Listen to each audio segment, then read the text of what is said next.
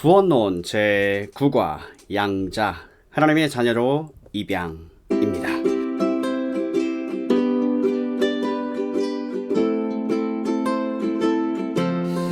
우리는 앞에서 칭의에 대해 배웠습니다. 이제 양자됨에 대해 배울 것입니다.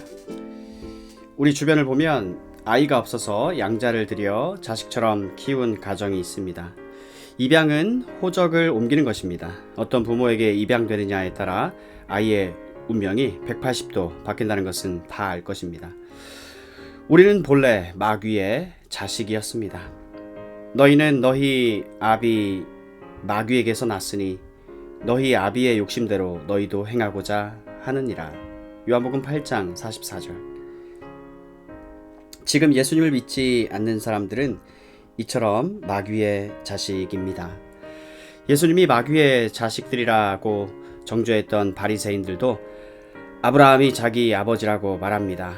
이처럼 모든 죄인들의 아비는 다 마귀인데도 그들은 자기 아비가 누군지 모릅니다. 우리가 비록 알지는 못했지만 우리의 아비였던 마귀는 사기꾼이요, 거짓말쟁이며 살인자며 파괴자입니다. 이런 악한 아비를 둔 인간의 운명은 어떻게 되겠습니까? 우리는 마귀의 자식으로서 매일매일을 불안과 공포로 살아야 했습니다. 그런데 놀랄만한 희소식이 전해졌습니다. 고통 속에서 두려워 떨던 우리를 하나님 아버지가 양자로 입양하신다는 것입니다. 성경은 이렇게 말합니다. 영접하는 자 곧 그 이름을 믿는 자들에게는 하나님의 자녀가 되는 권세를 주셨으니 요한복음 1장 12절. 양자의 조건은 단 한 가지입니다. 예수 그리스도를 영접하고 그 이름을 믿으면 된다 입니다. 마귀의 자식, 멸망의 자식이 하나님의 자녀가 되다니 도저히 믿기질 않습니다. 이것이 바로 믿음의 비밀이며 하나님의 신비입니다. 단순히 하나님 믿는 사람이 된 정도가 아니라 하나님의 자녀가 된 것입니다. 그런데 양자가 된 느낌이 별로 없지요? 그럴만도 합니다. 만약 대통령이 나를 입양했다면 당장 사는 집이 바뀌고 사람들에게 받는 대우가 달라지기 때문에 금방 느껴질 것입니다. 하지만 하나님의 자녀로 입양될 때는 이런 가시적인 변화가 금세 드러나지 않기 때문에 이것이 얼마나 엄청난 것인지 모를 때가 많습니다. 지금은 모르겠지만 마지막 날에는 하나님의 자녀로 입양되었다는 것이 얼마나 영광스러운지 두 눈으로 똑똑히 보게 될 것입니다. 아직도 중생, 칭의, 양자를 서로 구분하지 못하는 사람들이 있을 것입니다. 양자는 마음의 변화인 중생과 신분의 변화인 칭의를 모두 포함하는 넓은 개념입니다. 천사를 생각해 보실까요? 천사들은 하나님의 명령을 수행하는 고귀한 존재입니다. 그러나 하나님의 자녀는 아닙니다. 우리가 양자 되었다는 것은 천사와도 비교할 수 없는 엄청난 신분을 얻게 되었다는 것입니다. 사실 하나님이 우리를 의롭다 하시는 것 또한 대단한 일입니다. 죄인이 무죄 선언을 받았으니 얼마나 놀라운 은혜겠습니까? 하지만 의롭다는 것만 가지고는 하나님의 자녀가 될 수 없습니다. 의롭다 인정받는 것과 자녀가 된다는 것은 실로 엄청난 차이입니다. 양자됨의 원리에는 하나님이 예수님을 이 땅에 보내신 목적도 들어 있습니다. 갈라디아서 4장 4절 5절. 때가 참에 하나님이 그 아들을 보내사 여자에게서 나게 하시고 율법 아래에 나게 하신 것은 율법 아래에 있는 자들을 속량하시고 우리로 아들의 명분을 얻게 하려 하심이라. 예수님이 이 땅에 오셔서 십자가를 지시고 부활하신 목적은 우리로 하여금 하나님의 아들이라는 신분을 얻도록 해주기 위한 것이었습니다. 이런 질문을 하는 사람들이 있습니다. 예수님도 하나님 아들이고 우리도 하나님의 양자이면 예수님과 우리는 동등한 형제인가요? 명칭은 같습니다. 하지만 본질은 다릅니다. 예수님과 하나님의 관계는 하나님과 하나님의 관계입니다. 우리와 하나님의 관계는 피조물과 하나님의 관계입니다. 이 차이를 무시하면 갑자기 우리 자신이 신이 된 것 같이 착각할 수 있습니다. 이 사실을 모르고 예수님의 친동생이나 된 것처럼 생각하고 날뛰는 사람들이 있습니다. 예수님은 영원한 하나님의 아들이십니다. 하지만 우리는 하나님의 양자로 입양된 사람들입니다. 불신자들도 하나님의 피조물이기 때문에 신의 아들이라고 부르는 것은 당연하다는 사람들이 있습니다. 하지만 하나님의 피조물이라고 해서 부자 관계가 맺어지는 것은 아닙니다. 하나님의 자녀라는 명칭은 모든 인류에게 보편적으로 적용되지 않습니다. 모든 인류에게 보편적으로 적용되지 않습니다. 예수 그리스도를 믿는 자들에게만 사용되는 명칭입니다. 예수님을 영접하는 자, 곧 그 아들의 이름을 믿는 자들에게만 적용되는 호칭입니다. 하나님의 자녀가 되었다는 것은 예수 그리스도의 피로 말미암아 구원을 받은 상태를 의미합니다. 따라서 불신자들이 신의 아들이라고 말하는 것과는 근본적인 차이가 있는 것입니다. 그렇다면 우리가 어떤 조건으로 하나님의 자녀가 되는 것입니까? 우리에게는 하나님의 자녀가 될 만한 조건이 전혀 없습니다. 에베소서 1장 5절 그 기쁘신 뜻대로 우리를 예정하사 예수 그리스도로 말미암아 자기의 아들들이 되게 하셨으니 예수 그리스도로 말미암아 자녀가 된 것입니다. 우리가 하나님의 자녀된 유일한 조건은 예수 그리스도로 말미암았습니다. 그렇기 때문에 우리가 예수님을 통하지 않고서는 하나님을 아버지라 부를 수 없으며 하나님께 나아갈 수 없습니다. 갈라디아서 4장 6절 말씀 너희가 아들이므로 하나님이 그 아들의 영을 우리 마음 가운데 보내사 아빠, 아버지라 부르게 하셨느니라. 하나님의 자녀가 되기 위해 필요한 것은 바로 그 아들의 영, 양자의 영이라 불리는 성령님이 우리 마음 가운데 오시는 것입니다. 우리가 기도할 때나 찬송할 때 하나님을 아버지라고 부르는 것도 성령님이 우리 안에 오셨기 때문에 가능해진 것입니다. 성령님이 우리 안에 계신 뚜렷한 증거가 바로 우리가 하나님을 아버지라고 부르는 것입니다.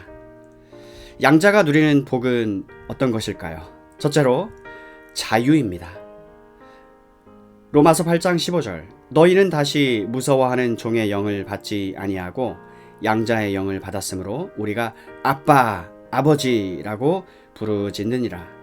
마귀의 자식이었을 때 하나님은 우리에게 공포와 두려움의 대상이었습니다.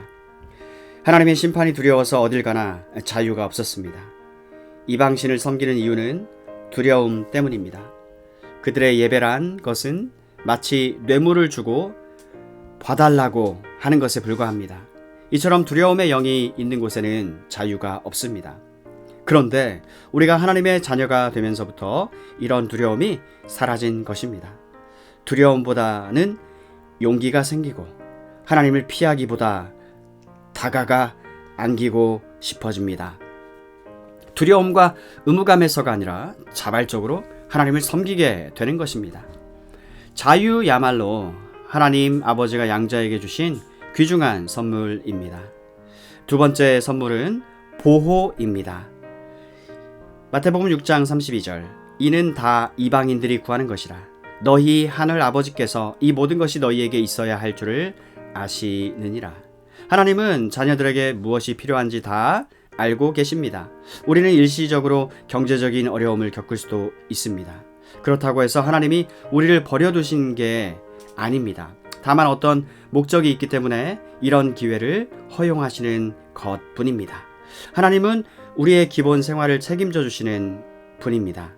기본 생활뿐만 아니라 항상 더 좋은 것을 주시고 싶어 하십니다. 좋은 것이란 성령님을 말하는 것입니다. 하나님이 우리에게 베푸신 최고의 선물이 성령님이라고 말하는 것은 성령님이 우리 안에 들어오시는 순간에 하늘에 속한 모든 복을 다 누릴 수 있기 때문입니다. 영적인 복에서 물질적인 필요에 이르기까지 모든 것을 채우시는 분이 우리 아버지 하나님이십니다.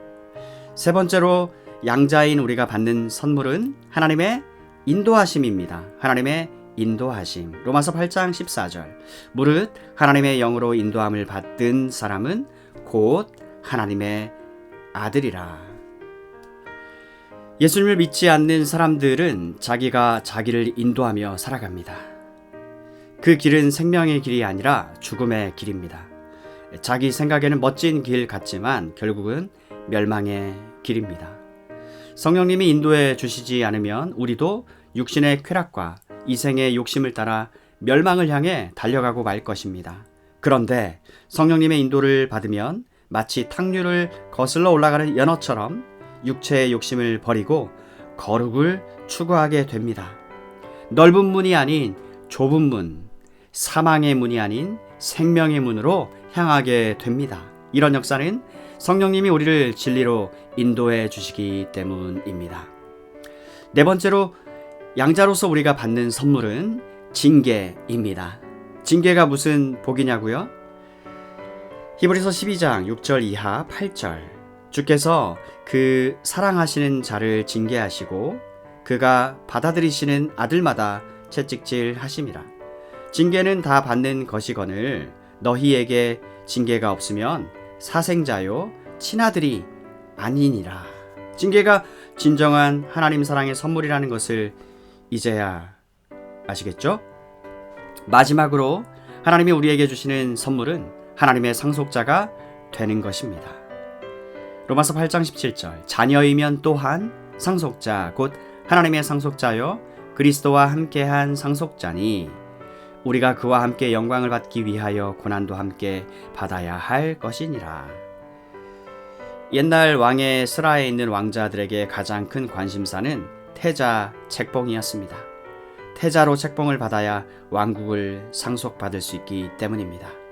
하나님이 우리를 자녀로 만드신 가장 중요한 목적은 우주 만물을 우리에게 상속물로 주시려는 것입니다. 따라서 하나님의 자녀가 되었다는 것은 우주의 상속자가 되었다는 뜻입니다. 이 세상에서 그리스도인은 이 땅의 그 어떤 재벌보다도 더 부유한 마음으로 살아갈 수가 있습니다. 우리는 이 땅을 살아가면서도 하늘의 상속자라는 것을 절대 잊어서는 안 됩니다. 우리에게 주어질 그 놀라운 상속의 영광을 생각하면서 당당하게 살아가는 것이 바로 하나님의 자녀된 삶입니다. 그렇다면 하나님의 자녀로서 이 땅에서 사는 동안 우리의 의무는 무엇입니까? 하나님의 자녀답게 살아가는 것입니다. 어떻게 사는 게 자녀다운 거냐고요? 거룩함을 추구하는 삶입니다. 우리 아버지의 성품이 거룩이거든요. 베드로전서 1장 16절 내가 거룩하니 너희도 거룩할지어다. 사람들은 자식을 보고 아버지를 평가합니다. 세상 사람들은 우리의 삶을 통해 하나님을 보려고 합니다. 아버지 하나님께 영광을 돌리는 길은 우리의 일상생활을 통해 거룩이라는 하나님의 성품을 드러내는 것입니다. 그들이 우리를 보고 하나님이 거룩하신 분이라는 사실을 안다면 이보다 더 하나님 아버지께 영광을 돌려드리는 일은 없을 것입니다. 일상생활, 거룩. 신자들은 서로 형제 자매 관계가 된다는 것을 알고 있지요. 우리는 직분의 차이 이전에 같은 하나님의 자녀로서 형제 관계를 누리는 것이 중요합니다. 이런 관계가 교회 공동체의 가장 중요한 기초입니다. 그래서 바울은 목회를 하는 디모데에게 늙은이들은 아버지처럼 또 늙은 여자들은 어머니처럼 그리고 나이 어린 형제는 친동생처럼 또 나이 어린 여자들은 친자매처럼 대하면서 목회를 하라고 권면합니다. 이는 목회자에게만 해당되는 것이 아닙니다. 모든 성도에게 해당되는 것입니다. 영적인 의미로 볼 때 교회는 대가족입니다. 우리 모두는 이미와 아직의 긴장 관계 속에서 살아가고 있습니다. 이미, 아직. 우리는 이미 하나님의 자녀가 되어 풍성한 복을 누리면서도 아직 완성되지 못한 부분 때문에 탄식하고 있습니다. 그 완성이란 장차 우리 주 예수 그리스도께서 다시 오실 때 우리 몸이 부활되는 것입니다. 로마서 8장 23절 그뿐 아니라 또한 우리 곧 성령의 처음 익은 열매를 받은 우리까지도 속으로 단식하여 양자 될 것 곧 우리 몸의 속량을 기다리느니라. 양자의 궁극적 목적은 우리 몸이 그리스도처럼 영화롭게 되는 일입니다. 우리 몸이 영화롭게 된다는 것은 예수 그리스도의 형상으로 부활하게 되는 것을 말합니다. 우리에게 영화의 영광이 주어지는 것은 우리가 하나님의 양자가 되었기 때문입니다. 우리가 마귀의 자식에서 하나님의 양자된 것은 가장 확실한 감사 제목입니다. 우리는 밤낮으로 이 진리를 묵상하며 감사함으로 이 세상을 살아가야 합니다. 신자는 양자됨이라는 은혜를 미천 삼아 이 세상을 힘있게 살아가는 사람들입니다.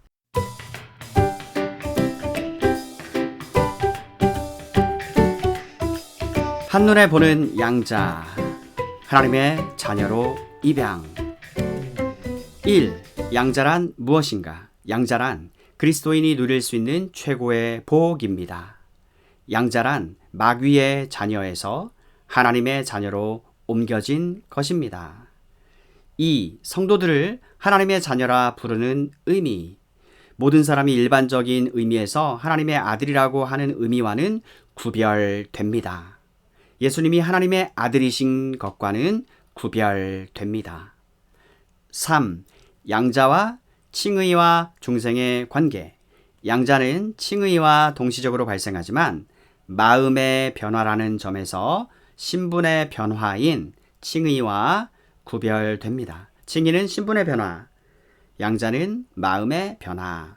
양자는 중생과 동시적으로 발생하지만 신분의 변화라는 점에서 마음의 변화인 중생과 구별됩니다.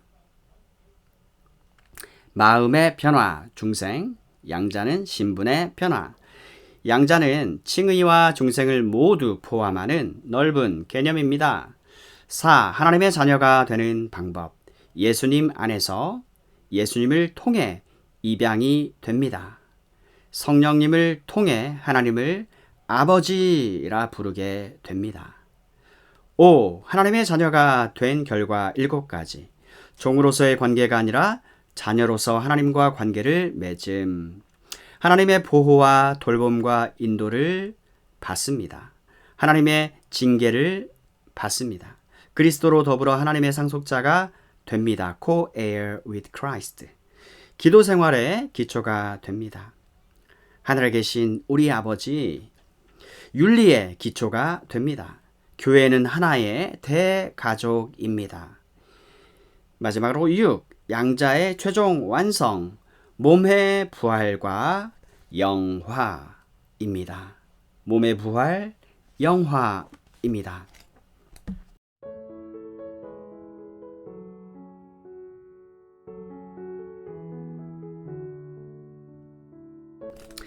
이제는 마지막으로 스터디 가이드 문제를 나눠 보겠습니다. 하나님의 자녀로 입양, 양자. 총 7개의 질문입니다.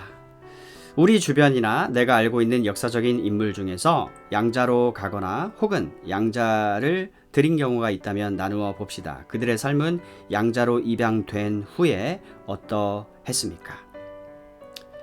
2. 내가 만일 대통령의 양자가 되거나 대기업 총수의 양자가 되었다면 어떨까요?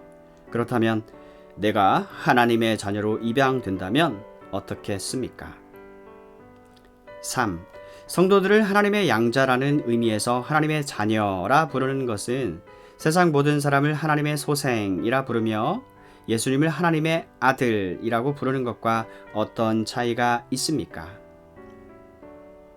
4. 신자들은 모두 하나님의 아들로 입양된 사람들입니다. 그렇다면 하나님은 어떤 자격이나 조건을 보고 우리를 입양하신 것일까요? 5. 신자들이 하나님의 자녀로 입양되고 난 다음 얻게 되는 특권들은 무엇입니까? 5가지 이상 말해 보세요. 6. 신자들이 하나님의 자녀가 되었다면 하나님의 자녀로서의 책임도 따릅니다. 신자들은 하나님의 자녀로서 어떤 삶을 살아야 합니까? 일상생활을. 7. 하나님의 자녀로 양자된 우리 성도들의 최종적인 완성 단계는 무엇입니까? 주 안에서 사랑하는 여러분, 오늘 공부를 통해 새롭게 깨달은 점이 무엇입니까? 느낀 점은 무엇입니까? 그리고 결심한 점이 무엇인가요? 말씀을 마칩니다. 아멘.